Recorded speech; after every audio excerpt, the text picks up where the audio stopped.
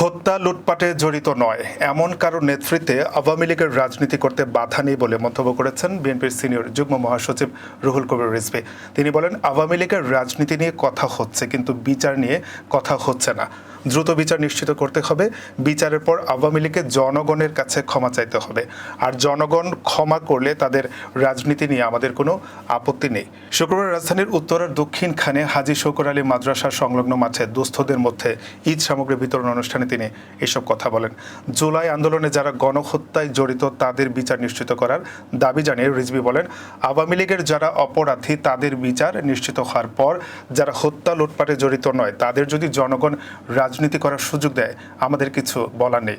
তিনি প্রশ্ন করেন, যারা ছাত্র হত্যা করেনি, যারা অর্থ লুটপাট করেনি এমন সৎ ব্যক্তির নেতৃত্বে এলে আওয়ামী লীগ কেন রাজনীতি করতে পারবে না?